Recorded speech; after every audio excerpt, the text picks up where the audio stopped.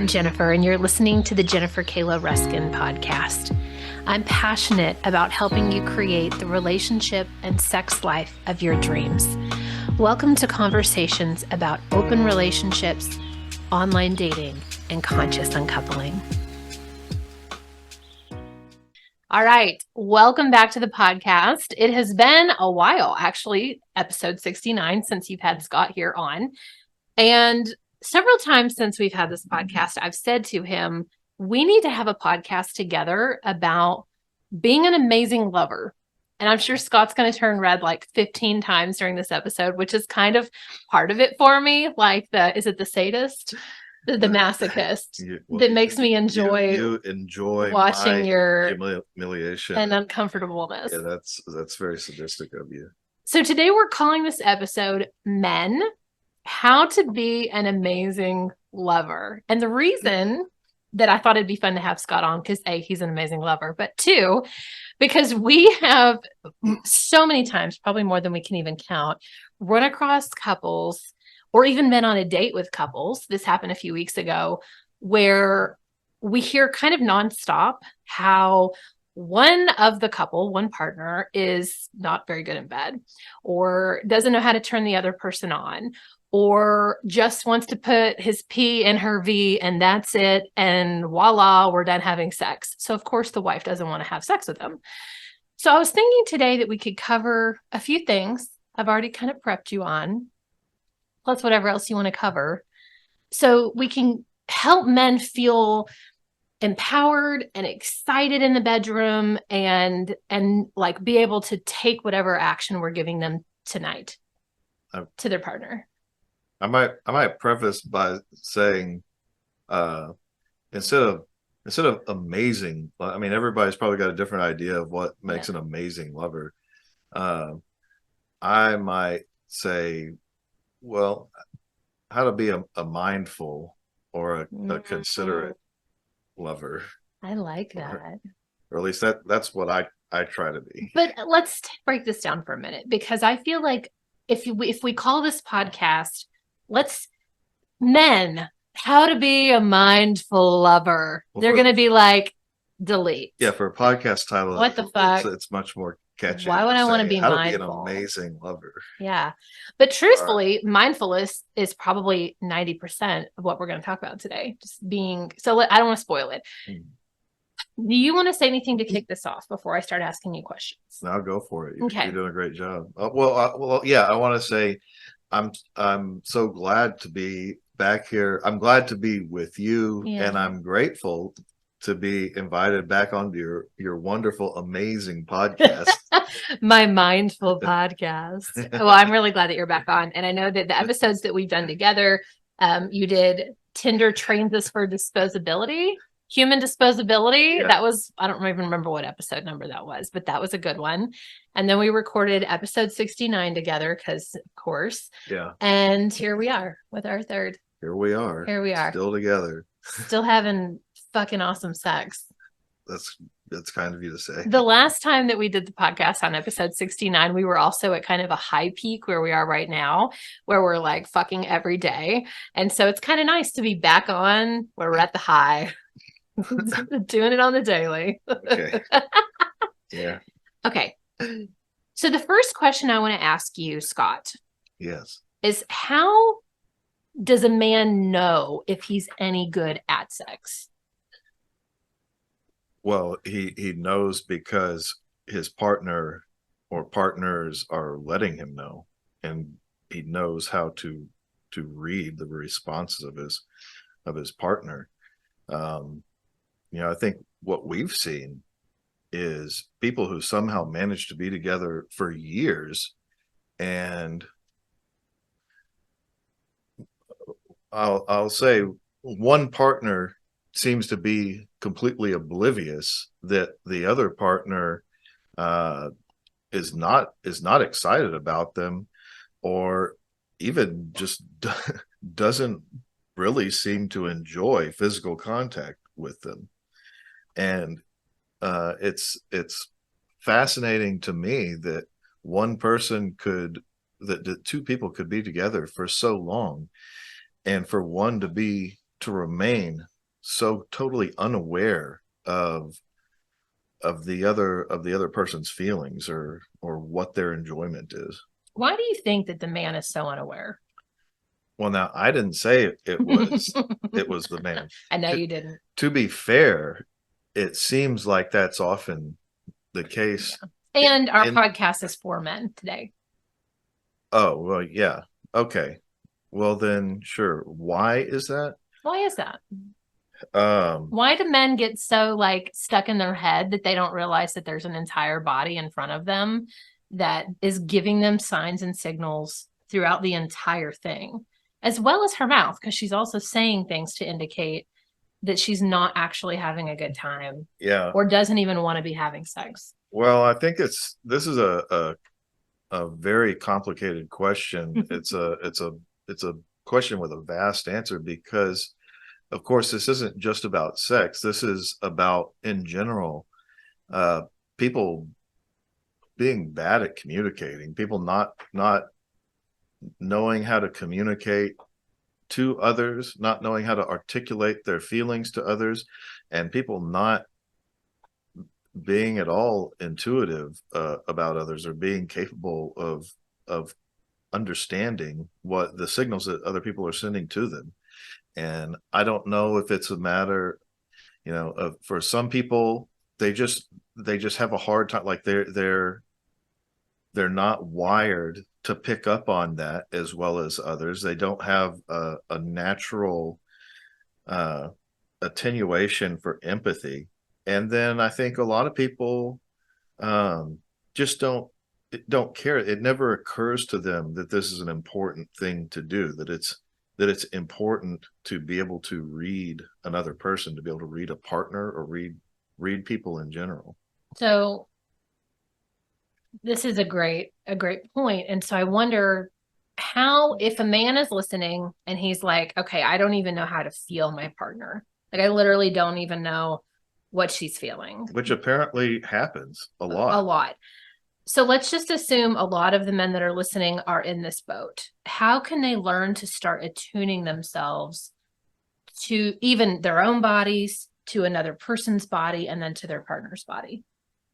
Well, for one, they have to actually want to. They have to internalize the notion that this is an important thing, that it's valuable and it's important to be able to understand other people and to make them feel heard and make them feel received. And if you don't have a natural inclination toward that, I don't know what to tell you, because I don't think it's something that can easily be forced. That's a great question. Other than you recognize, maybe you've got somebody that's important to you. You've got a wife or a girlfriend or just friends, or maybe you just recognize the value in being able to connect with other people and being able to form meaningful communications and relationships with them. And that means you need to be able to understand them. You need to be able to empathize with them. You need to be able to put your mind into their shoes and understand what they're feeling, or have an interest in what they're feeling and what they're trying to say to you, whether they're saying it to you through words or through body language, through facial cues, through the pace of their breath, or just, subtle motions. And recognize what they're actually wanting and what they're actually feeling. And a lot of times that doesn't necessarily line up with the things they're saying, because people will say what they think you want to hear, what they think they're supposed to say, but their body may be saying something completely different. So let's lean more into that. If you don't have empathy and you don't know how to feel other people, that feels like you should go figure that out. Like take a course, hire a coach, do something to begin to learn how to feel not only other people's bodies, but your own body, and moving forward. So as we're moving into this, let's assume that the men that are listening give a fuck, because they're still listening up to this point. Sure. And they truly want to be a good lover. how could they maybe be misconstruing what their, let's just say, wife or partner is doing, thinking like, oh, I must be a good lover, but she's giving all these other hints and clues verbally as well as non-verbally that you're actually not very good, and I really don't want to be doing this. Yeah. I,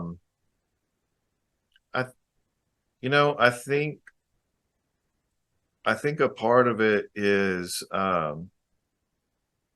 like there are a lot of trends, and there are peer or cultural pressures. I'll use the term, the whole daddy thing as an example, like women saying yes daddy. It's almost like women have been conditioned or trained that there are things I'm supposed to say when I'm having sex, whether I'm actually feeling it or not, whether I'm actually feeling a positive response. Maybe they're saying these things to try to psych themselves into believing they're having a great time. But the whole yes daddy thing, yes daddy. And they say this because that's what the trend is. That's what they've been trained to say by everybody on FetLife or the porn video they're watching or whatever. Mm-hmm. And then this hapless guy is like, oh yeah, she called me daddy, she must really be into it. Where, well, neither of them are actually having a great time. Like neither of them are or maybe his notion of a great time is, oh well, I feel friction on my cock and I'm going to be able to come from this. And that's like that meets the baseline for great sex. He's doing a great job because he's ramming it in there. Jesus. Hey there, I love to tell you about my Patreon account. So as many of you know, as things become more and more censored, it's harder for content creators like us to stay live on these amazing platforms like TikTok and Instagram and YouTube. So what I've done is our spicier content now lives over on Patreon. We currently have some really fun episodes up, like how to give amazing blowjobs. I also just recorded and uploaded my night in a dungeon with a dominatrix. What can you expect? Weekly episodes and weekly content, some of it being sex ed, some of it being story and erotic telling, like I just did with my night in the dungeon, some of it being more podcasting where we have a guest on. So for an entry price right now of $5 per month, you can hop into my Patreon account and check it out. Check the show notes below for more information. Hope to see you there. Bye. So if you're a man and you're hearing these words, maybe they're, super hot right now out in the industry, or you heard these things on porn and all of a sudden you're putting two and two together that your person is saying those same things. Going through the motions that indicate hot sex. Exactly. It feels like the man could hold some space for his partner and say, maybe this is not during sex, but maybe it's before or it's after, or it's a separate conversation with clothes on, that you can say, like, babe, I really, truly want to be a good lover for you. And so I want to say, I really want you to be honest. I want you to be honest in the sounds that you're making and the words that you're saying to me during sex and the emotion that you're putting forth. I want you to be really honest when you like something, because I don't know if you're just saying, oh, daddy, and making sex noises. I don't know if you really like it or not. And I'm going to do the same thing for you.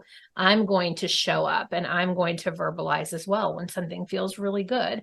And maybe we can practice this together, because I'm feeling that I could level up what I'm doing with you in bed. Okay, well, the first thing that comes to my mind there is, this is assuming that these people even have the sort of relationship or engagement where they sit down and have conversations. Because plenty of people are for plenty of people, it's a far less intimate thing to have somebody come over and fuck you versus actually sitting down and having a conversation with them. And there are plenty of people who their only interaction with the other person is they come over and they go through the sex routine and they don't actually have any conversation or like that. That's weird and icky, the idea of sitting down and having an actual sincere, honest communication. So if if these are two people who are at the point where they can even actually talk with each other like as humans and not as sex objects, uh, that's a that's a big improvement there.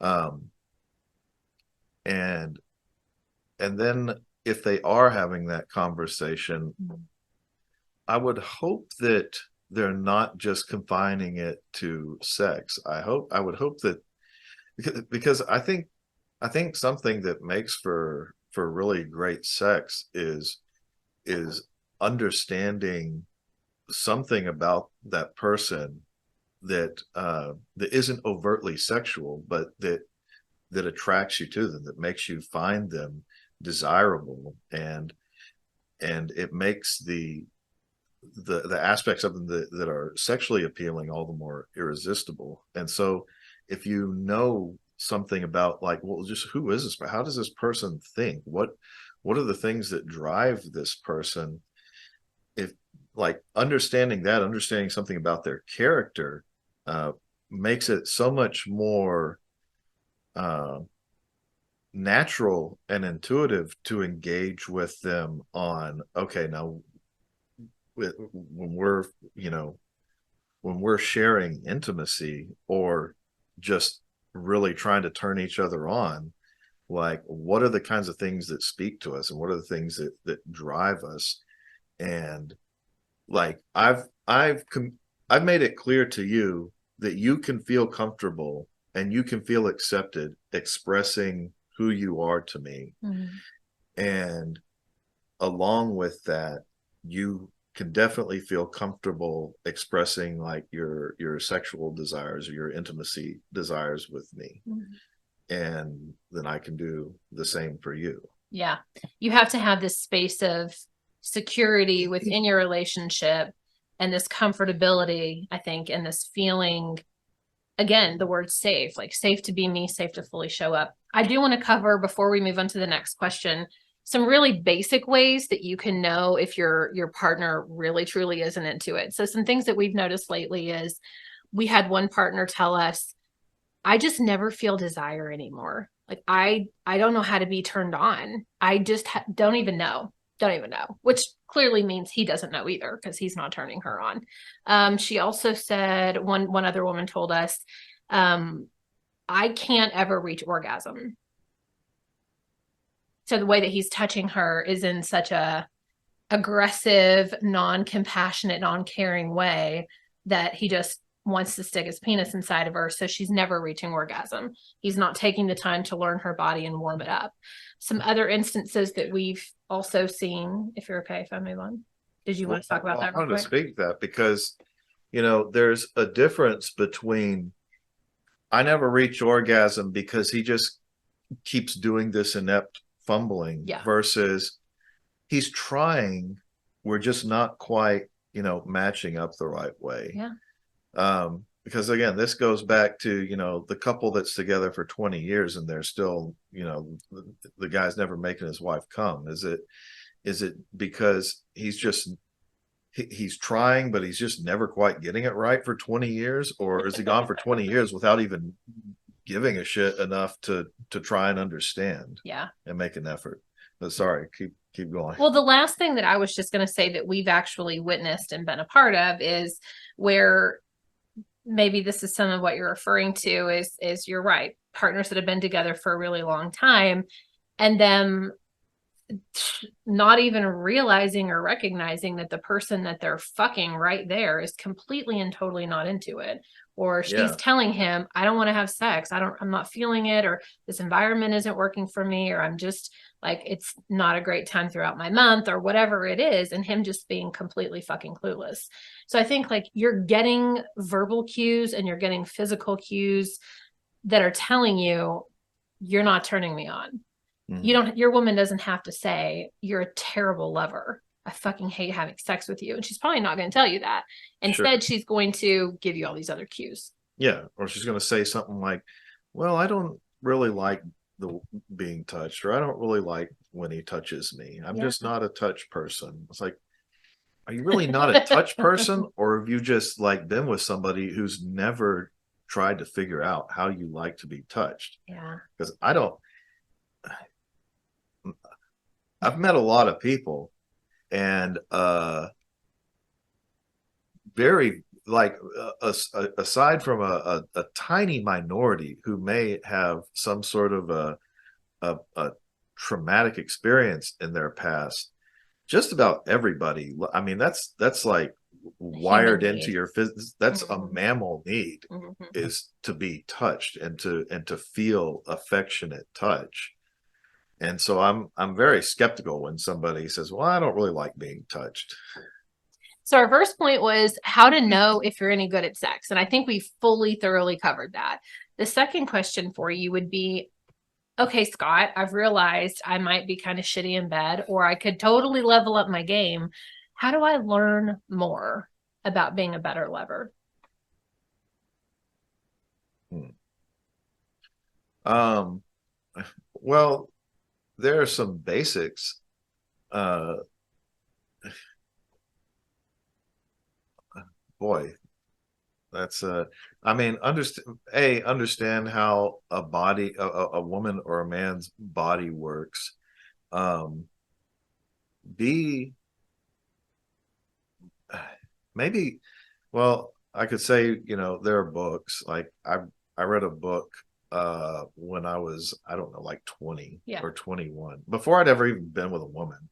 I read a book called She Comes First, that somebody recommended to me, and it talked about, like, you know uh like how the parts of the vulva, and how different parts of the vulva respond to different types of stimulation, and, like, you know like which parts are more sensitive and which parts you need to be a little more forceful with, and things that may seem hot but you actually shouldn't do to a vagina.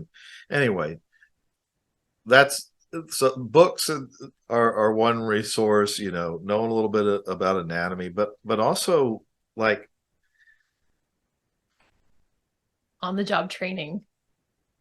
yeah. um uh You and I have talked about this so many times over the last year and a half that we've been together. I'm like, how are you so fucking good? Did you like take a class? Did you study under some guru? And he's like, no, I just pay attention. I I think that I would say, I was tempted to say, well, look at people who, if you have the opportunity, observe other people who are great lovers, or who seem to have an incredibly erotic and sensual nature. Now, I don't want that to be interpreted as, oh, I'm going to go watch a bunch of porn and do it like the people do it in porn, because that's terrible for the most part. Um, but I really, I can only speak for myself. I've always had a a fascination with sensuality. I don't know how much you've talked about us on this podcast, but I'm not like my affinity is not really for, like, just really rough and hard ramming stuff in. Um, and so, being interested in sensuality, I've picked up a lot on watching other things, watching media, watching films where there is an intensely sensual or erotic scene, and kind of tucking that away. There was a movie we watched that you hated, called Mulholland Drive, and in that movie, it's a movie about it's like a Hollywood uh, love slash bizarre dream story, like surreal nightmare story. But in this movie, there's this like hipster director, and he's kind of a seductress, and he's not like, a big brutish dommy guy. He's like kind of this, like, almost little twerp, but he's also uh has this alluring presence to a couple of the women in the film. And one thing he's doing is in a part in the movie, he's trying to show a male actor how to perform this love scene, this kiss, just a kiss with this woman, with the female actress, and he sits down next to her in this car, and he's showing, he's telling the young actor to watch him, and he's showing how instead of like, making kind of a jerky motion or an aggressive motion to kiss her, to just, he takes his hand and he sets it against the side of her face and almost just guides her mouth toward his, Yeah. and lets his lips meet her. And it's all one fluid motion, one continuous motion. And again, I saw this movie like 2 years before I lost my virginity, 2 or 3 years before I lost my virginity. But I thought, whoa, that's that hot. away. I've got to remember that, because that makes sense, because there's something seductive about the flow of water, or just a fluid moving over curved surfaces. And that's, I mean, it's like an obscure esoteric thing, but it stuck with me. It resonated with me. And so this has been a very like long-winded, meandering answer to your question, but A, I think it depends on your personal style and what speaks to you. But B, also being how can you become a better lover? Again, just paying attention to what you're doing, and paying attention to your partner's response to everything you're doing, every little thing, every subtle touch, the amount of pressure you use when you're touching her, or him, where you're touching your partner, the pace of their breath, the subtle shifts of motion, the noises they make. And you can learn to tell the difference between the noise they make that's like routine, like oh baby, versus like that kind of uncontrolled whimper. Yeah. Oh daddy, versus like, because there's a very important difference there. But you've got to pay attention. You got to want to recognize it, and you've also got to set your ego aside and set aside the inclination, the temptation to think, oh well, she said the words, I've done my job, let's move on. And realize, oh well, she said the words, but I can tell she didn't really mean it, so I'm gonna figure out what I need to actually do here to get the real moans out, or the real uncontrolled, just you know what I mean. I know what I mean. Well, it's interesting because the next question I had written down for you is, how do you know if she's enjoying what you're doing? But you've already said that. So I want to move on to, how do you make her come, and how many orgasms is enough before you stop? How do you make her come? That's different for everybody. Well, I know. I wrote it down though for some reason. Like I thought you were going to have an easy answer. How do you learn? How do you make her come? Body. Learn what makes her come. Yeah. And I feel like I had a pretty good experience with this, like the last time that we were with our girlfriend. And typically Scott handles downstairs and I handle upstairs, but I was like, let's trade. I want to take a crack at this. Like I wanted to make her come. And so I started with my fingers, and I was like trying to think like Scott. I'm like, okay, how can I tell if she's really into this? Or like, how can I know what my own vagina wants. Like, how do I do this on her too?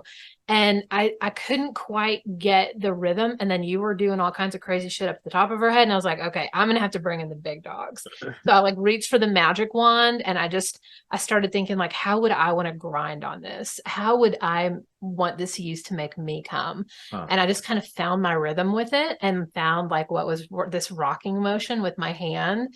And it was so yummy. And then she came so hard. And I know it wasn't just me, because you were also doing things at the top, but I feel like I got to experience that paying That's a thing attention, when you get listening. into that rhythm. Like you Mhm. can feel, like you can feel.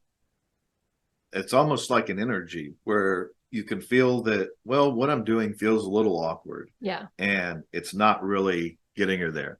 Versus, oh, this. Okay, I can tell we're in a groove here. This is really working, and I'm going to keep riding this out. Yeah, for sure. Okay. Well, the other part too to my question was like, how do you know how many orgasms is enough? And I think most men are like, one is enough, great, I reached one, we're done. Or if I manage to give her two, it's a good day. And maybe this is also dependent upon who you're with. Well, of course. So do you want to answer that? So you're like an kind of an anomaly because you'll once you like hit that peak, it's pretty easy for you to just keep pulling them out of you. Yeah. Like once you cross over that threshold, you know, they'll just keep coming. Whereas some women, that's unheard of. Or I mean, you've talked with women who like look at you like you're a fucking alien when you say, "Oh, well, I come 4 or 15 5 or times. 10 Yeah. times." So like, how do you know how many times is enough? You know, you described it when we first started seeing each other. You would say, "Oh, okay, my cup is full," Mhm. or I am totally sated." Mhm. Uh, I would say do it until it's clear that like they're just they're in sleep mode now. Like they're Mhm. like I wouldn't I would feel disappointed with myself if it's like, oh, okay, I got you off once and your pussy's still just humming. And Mhm. I'm like, okay, well, let's go, Make let's some go take a coffee. shower. Let's go make coffee. And then you're like, okay, I'll be there in a minute. And then, Yeah, get get my out toy. Mr. Yellow or something. Like that would be, I would feel disappointed in myself. um, so how many times is enough? Well, let's, how, how what's your standard like for yourself? Like how many times does your partner, how much pleasure does your partner need to feel before you're satisfied with yourself and with your um effort and your ability as a lover and as a person who hopefully appreciates what they're sharing with you? Mhm. And do you want to tell them, okay, well, that's worth, one one orgasm, or it's worth until you're just totally sated? Mhm. The last question I have for you, and I feel like this whole thing has kind of wrapped this up, is like how to be craveable, how to make your woman want to have sex with you. And I think a lot of that is just described here. Like when you're listening to her body and you're responding to her body and you're giving her the orgasms and you're filling her cup to the point where she's completely sated, she wants more of you. She's going to want it. To me, it's like a trained thing. It's sorry, you trying to get the notes. No, I was just looking at the time. Oh. Go ahead. For me, it's almost like when you train a dog, like you do this thing and you get a treat and you do this thing and you get a treat. For me, it's the more that we have this really connective, yummy sex, the more I crave you. Like I reach for you every day. I want us to have sex every day. And if you're listening to this and your wife is not doing that, then like make some adjustments. Figure out how can you make it so worth her while that she wants to get naked for you as often as you want her to get naked for you. Well, I think that, I think this is another very expansive question because are we talking about people that have been together for a while? Are we talking about, somebody that you're just starting to connect with and you're trying to figure out, how do I make this person want me?